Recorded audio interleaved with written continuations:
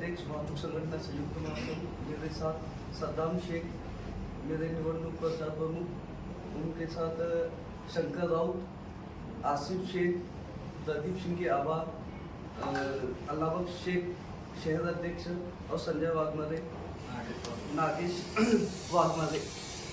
तो आज की प्रेस लेने का विषय सोलापुर शहर मध्य विधानसभा इलेक्शन 2024, इसका एक उम्मीदवारी अर्ज मैं 29 तारीख को मंगल के दिन भरने वाला हूँ। तो इस सिलसिले में आज ये प्रेस कॉन्फ्रेंस ली गई है।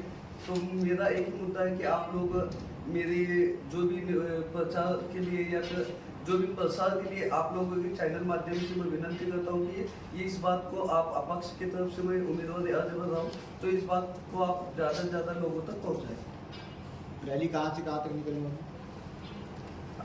अभी फिलहाल हमने अपक्ष की उम्मीदवारी अर्ज की पूरी तैयारी की है, फॉर्म पूरा फिलअप किया गया है।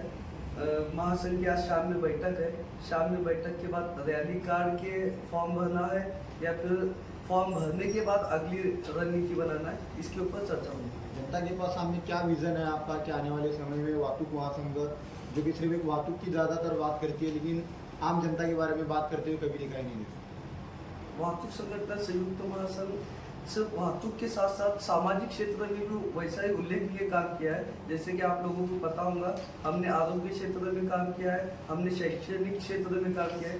आप लोगों को पता है कि मैंने पिछले 5 सालों में 42 बच्चों को अडॉप्ट लिया है एजुकेशनली, जो हायर एजुकेशन के लिए। अल्हम्दुलिल्लाह पिछले साल एक बच्ची ने MBBS कंप्लीट किया है। तो वाहतूक संगठन संयुक्त महासंघ सिर्फ वाहतूक के रिलेटेड ना होते हुए सामाजिक क्षेत्र, शैक्षणिक क्षेत्र और आरोग्य क्षेत्र में भी काम करती है। तो आने वाले समय में शहर मध्य में आप जो विधानसभा का चुनाव लड़ने की तैयारी कर रहे हैं, क्या विजन है शहर मध्य की जनता के लिए? क्या विकास का काम आप करने वाले हैं? क्या वजह है? हमने जब सोलापुर शहर मध्य के जब कॉन्स्टिट्यूंस को जब हमने चेक किया, यहाँ की पब्लिक का सर्वे किया, तो हमें एक बात यहाँ से स्पष्ट समझ में आई कि सोलापुर के जो वोटर्स है वो वोटर्स कोई भी जात भेद को ना चुनते हुए यहाँ के वोटर्स विकास को चुनते हैं।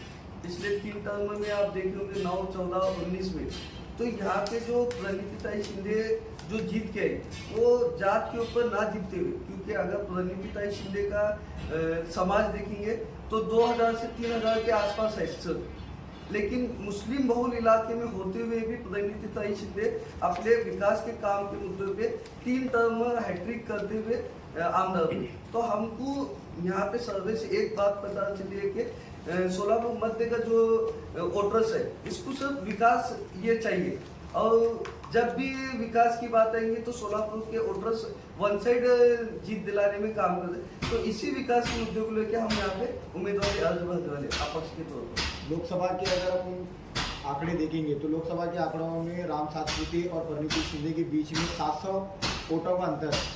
तो कहीं ना कहीं जात मतभेद जो आपने बात कही उससे परे रहकर जो है बीजेपी को जो है इतने सारे वोट वहाँ पर मिले शहर मध्य में। तो आने वाले समय में यहाँ पर MIM का कैंडिडेट आपके सामने आएगा, माकप का नेता सामने आएगा, फिर अभी बीजेपी अपना उम्मीदवार घोषित करेगी, फिर कांग्रेस अपना उम्मीदवार घोषित करेगी। इन 4 दिग्गज नेताओं के सामने आप अपक्ष उम्मीदवार लड़ रहे हैं, कहीं ना कहीं आप अकेलेपन का शिकार तो नहीं होंगे? लोकसभा इलेक्शन और विधानसभा इलेक्शन, ये दोनों इलेक्शन बहुत डिफरेंस है। सबसे पहले लोकसभा इलेक्शन का चेहरा नरेंद्र मोदी, ये होने की वजह से हिंदुत्व एक होता है। लेकिन विधानसभा के अगर इलेक्शन देखेंगे, महाराष्ट्र की सरकार के जो उलटफेर देखेंगे, जो 2.5 साल में उन्होंने जो 50 खोखे की बात बोलो या फिर जो दगा करने की, गद्दारी करने की जो बात हुई, जो पक्ष फोड़ी की बातें हुई, तो इससे कहीं ना कहीं राजकारण में बहुत उलटफेर हुआ है। लोग, महाराष्ट्र की जनता समझती है कि ऐसे जो आज निचले स्तर पर जो राजकारण उतरा है तो इसको कहीं ना कहीं बदलाव होना चाहिए। महाविकास आघाड़ी का वर्चस्व अभी के सर्वे में दिखाई दे रहा है। तो महाविकास आघाड़ी के साथ साथ लोग चाहते हैं कि जात पात को बाजू को रखते हुए विकास होना चाहिए, और विकास का मुद्दा जो भी लेगा उसके साथ ये करेंगे। अगर उसका उदाहरण देखेंगे तो लोकसभा के इलेक्शन में अपक्ष उम्मीदवार भी जीत गया है। तो ये अपक्ष उम्मीदवार किस वजह से जीत गया बोले तो उसके विकास कामों की वजह से। तो मैं चाहता हूं कि हम सिर्फ विकास के मुद्दे पे बात करते हुए कोई भी पक्ष के विरोध में या कोई एक जाति धर्म के विरोध में अगर बात करते रहेंगे तो सोलापुर शहर मध्य के मतदाता मुझे गारंटी है कि वैसे लोगों को अपने घर पे बिठा के रखेंगे।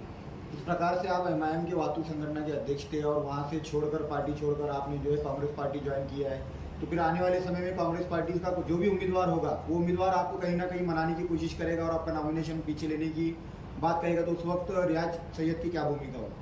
मैं 2019 में वाहतूक संगठन एमआईएम वाहतूक संगठन का शहर है वो जिला अध्यक्ष ये पद के ऊपर पिछले 3 साल मैंने काम किया। 3 सालों में एमआईएम को मैंने मेरे हद तक जितना पहुंचाना था मैं वहां तक पहुंचाया, वाहतूक क्षेत्र में पहुंचाया।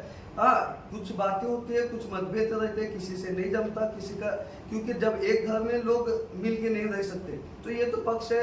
मुझे निचले लोगों से कुछ दिक्कतें थी, मैंने पक्ष छोड़ा और छोड़ने की वजह जो थी वो आखिरी इलेक्शन जो लोकसभा का इलेक्शन था जिसके अंदर जो अभी के अध्यक्ष है उनकी जो भूमिका थी वो सरासर गलत थी, जो उन्होंने बाद में बदले वो भूमिका। लेकिन जब हमने उनसे कहा था कि लोकसभा में आप उम्मीदवार मत दो तो उस वक्त तो उनकी भूमिका ठाम थी कि हम किसी भी हालत में एमआईएम की तरफ से उम्मीदवार देने वाले। तो कहीं ना कहीं सेकुलर को और इंडिया आघाड़ी को इसका बड़ा नुकसान होने वाला था और देश को आज के इसमें पीरियड में आज के माहौल में देखते हुए इंडिया आघाड़ी, महाविकास आघाड़ी या सेकुलर पक्षों को सत्ता में आना बहुत जरूरी है, क्योंकि कम्युनल का बोल